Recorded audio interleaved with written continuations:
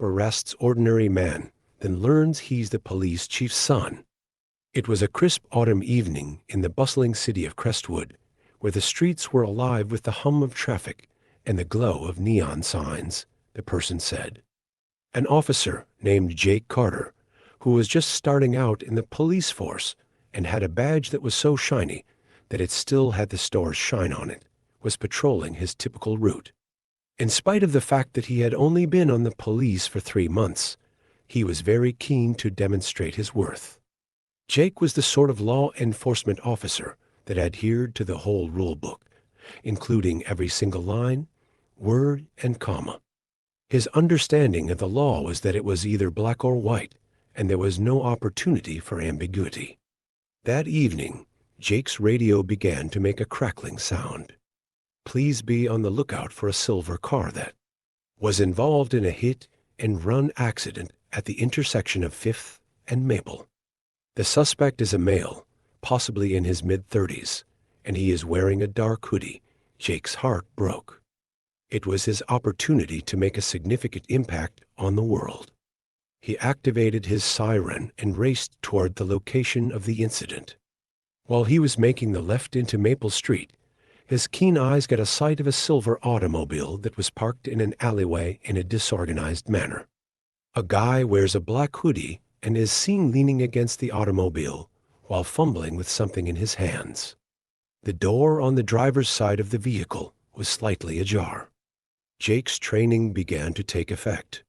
He moved closer with caution, his hand resting on the butt of his revolver as he neared. Jake issued the directive with a voice that was calm but authoritative. "Sir, please step away from the vehicle and keep your hands where I can see them," Jake said. The hood cast a shadow over the man's face as he deliberately turned slowly. "Whoa, officer, take a chance."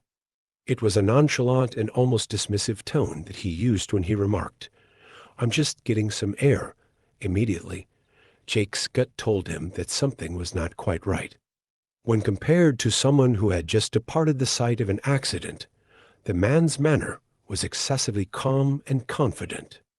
Jake's eyebrows narrowed as he said, "Please provide me with a license and registration." The individual let out a sigh and reached inside his pocket. Jake braced himself, braced to face anything. The guy, however, did not bring out a weapon, but rather a crumpled license, and handed it over to the other person. It was Ethan Daniels, 34 years old, and Jake gave it a quick perusal. There was something about the man's arrogant smile that made Jake's stomach turn, even if the name did not strike any bells. It was Jake who issued the command, "Mr. Daniels, please exit the vehicle. You are being detained on suspicion of involvement in a hit-and-run accident," the officer said. The eyebrow of Ethan was lifted, and he had a smile playing over his lips. "As a greenhorn, you are making a significant error." Jake chose to disregard the remark and instead placed Ethan in handcuffs and read him his rights. While Ethan was escorting him to the police vehicle, he smirked to himself under his breath.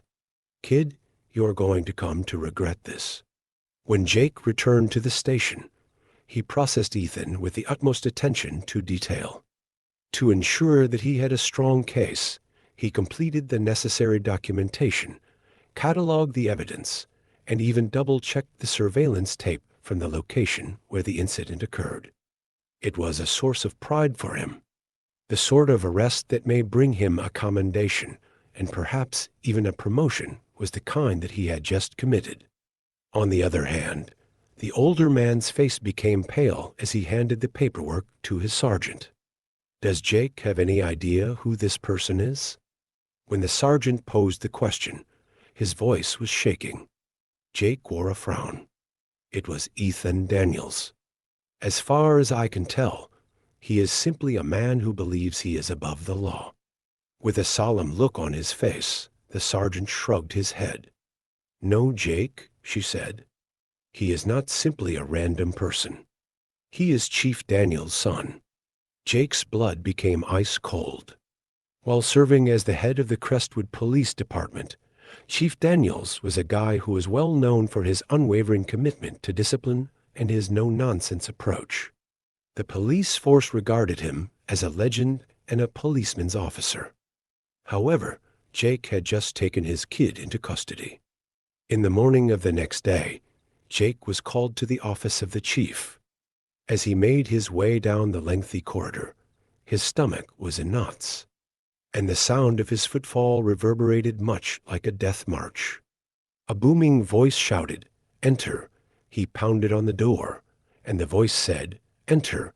The icy glare of Chief Daniels was fixated on Jake as he sat still behind his desk. The only sound that could be heard was the ticking of a clock that was mounted on the wall. While Jake stood at attention, his heart was beating rapidly. With a controlled tone and a quiet voice, the chief introduced himself as Officer Carter. "Are you aware of the reason you are here?" Jake responded, "Yes, sir," in a voice that was scarcely audible above a whisper. "Last night, I placed your son under arrest." With his back arched and his countenance inscrutable, the chief sat back in his chair. "Also, do you really regret it?" Jake shook his head. He reflected on the arrogant expression on Ethan's face, the victim of the hit-and-run accident who was laying wounded on the street, and the law that he had vowed to preserve. "No, sir," he said resolutely. "I was on the job at the time." There was a brief gap of silence in the room. Jake was taken aback when the chief smiled at him at that moment. "Officer Carter, you really did a good job. Even though he is a member of my family, my kid is not above the law. You have made the correct decision." Jake blinked, unable to believe his eyes. "You are really kind, sir." The chief rose up and extended his hand to the man. "You have a lot of courage, youngster, as well as honesty. What this department needs is just that." Continue to do a wonderful job. Jake was overcome with a sense of pride as he was leaving the workplace. In spite of the fact that it seemed as if the whole world was against him, he had confronted his concerns and remained true to his ideals. In that same instant, he realized that he was no longer only a rookie police officer. Rather, he was a genuine law enforcement official. But the tale did not come to an end there. Ethan Daniels made the decision to make a change in his life after being humbled by his incarceration and the undying support that his father had for Jake. At the site of the hit-and-run accident, he gave his time to assist the victim in recovering from their injuries and even paid for their medical expenses. Is that Jake?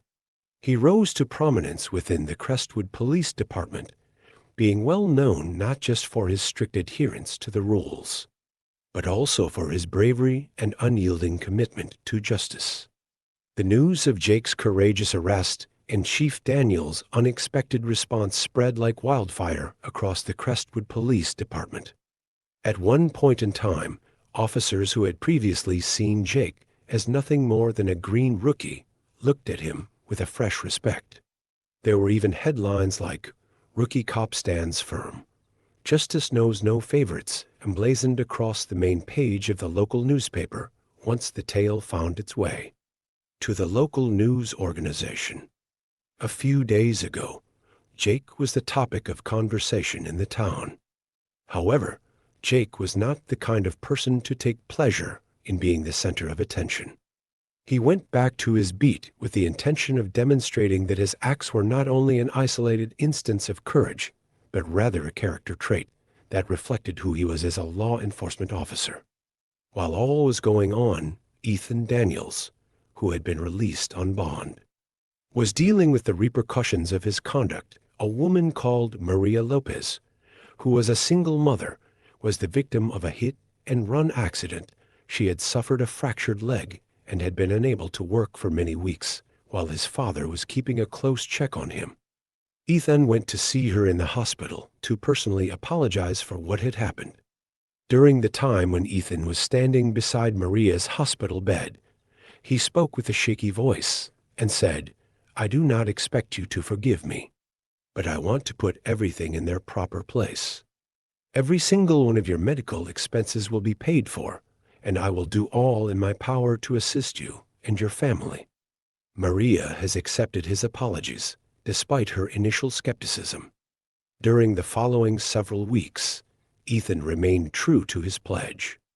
Not only did he pay for her medical expenditures, but he also made arrangements for her to undergo physical therapy and even assisted her in finding a part-time work that was suitable for her disability.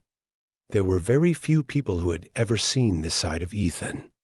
It was a guy who was humiliated and determined to improve. When Jake was nearing the end of his shift one evening, Chief Daniels approached him in the parking lot of the precinct. A solemn but not cruel look could be seen on the chief's face. The chief addressed Carter and stated, "I've been keeping an eye on you. The fact that you have potential does not mean anything if you do not work to develop it.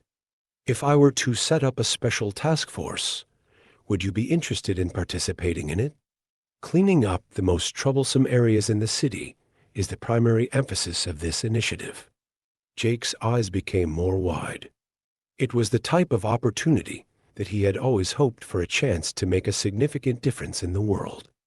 The response he gave was, "I'd be honored, sir," the chief indicated with a nod. "That's good. There is, however, a catch. My son, Ethan, will be working with you in this endeavor." Jake's stomach sank to the floor. "Is that Ethan? With all due respect, I'm not sure that's a smart idea, the honorable gentleman." One of the chiefs raised his hand. "I get what you mean. However, Ethan is making an effort to rectify his life, and I believe that working with someone like you, someone who does not take shortcuts, could be just what he needs in order to achieve his goals. Plus, the two of you have a history together. Could it be that it's time to rewrite it?" Jake reluctantly gave his consent. Within a week, he discovered that he was assigned to work with Ethan on the task force. Initially, the tension that existed between them was quite noticeable. Jake was unsure whether or not he could put his faith in Ethan, since he was still getting used to his new job. However, when they worked together to carry out tasks like his patrolling high-crime areas, speaking with community leaders, and even breaking a tiny drug ring, they started to acquire a mutual respect for one another. In the middle of the night, when Ethan was searching for a possible gang hideaway, he finally broke the stillness. "Listen, Carter, I am quite aware that I was a jerk when we first met.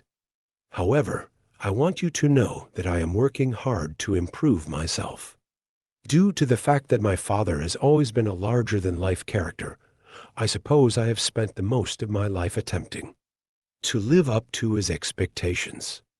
However, I am not him. I am simply me." Jake gave him a quick look, taken aback by the vulnerability that was there in his voice. "Everyone here is simply trying to find out what's going on, Ethan. Whatever you choose to do with the second opportunity that has been handed to you is what really counts." Over the course of the subsequent several months, Jake and Ethan developed into an improbable but successful combination. Their cooperation became to represent something more significant for the city of Crestwood, which was a bridge between the old guard and the new guard, as well as between responsibility and redemption. A discernible decrease in criminal activity was the result of the work of the task force, and the community started to trust the police in ways that they had not done so in the past. On a certain occasion, Jake and Ethan were standing on a rooftop that overlooked Crestwood as the sun was setting over the community. The streets below were filled with the sounds of music and laughing, which was a striking contrast to the anxiety and terror that had previously dominated the neighborhood. "I used to despise this city," Ethan blurted out, shattering the hush that had been surrounding them. "I was under the impression that it was only a location where individuals like my father could act out the role of a hero. Now, however, I am not sure.